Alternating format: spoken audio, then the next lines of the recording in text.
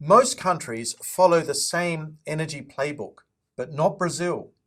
And in much the same way as it has become a powerhouse in world football, that might be exactly why it can become a winner from the energy crisis.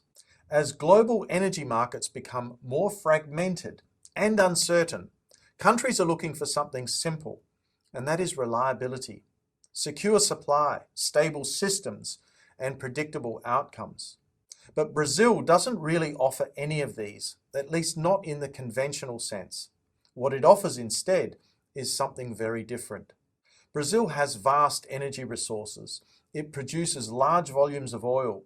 It has one of the world's largest hydropower systems, and it has built an entire transport system around biofuels. And yet at times it still faces fuel shortages. That sounds like a contradiction, but it's actually the starting point for understanding how Brazil really works.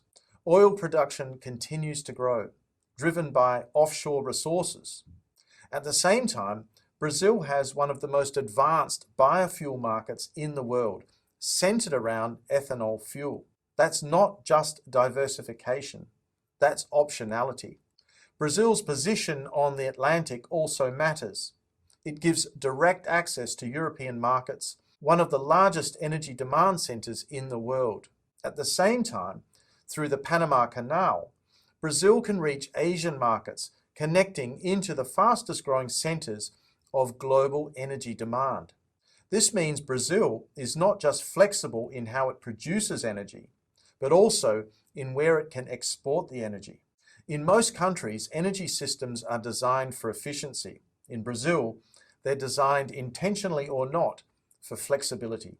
When oil prices rise, ethanol becomes more competitive. When supply tightens, consumers can switch fuels. When hydropower fluctuates, other sources can compensate.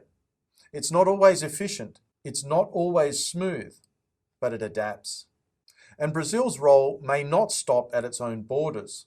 As it expands its energy capacity, it can also become a catalyst for the wider region. In that sense, Brazil's rise could help create opportunities beyond Brazil itself. In a world where energy systems are under pressure, that flexibility starts to look like a very big advantage. Brazil can expand oil production, scale biofuels, balance domestic use and exports, and crucially, it's not locked into a single pathway. Brazil has already shown what it can do on the global stage in football.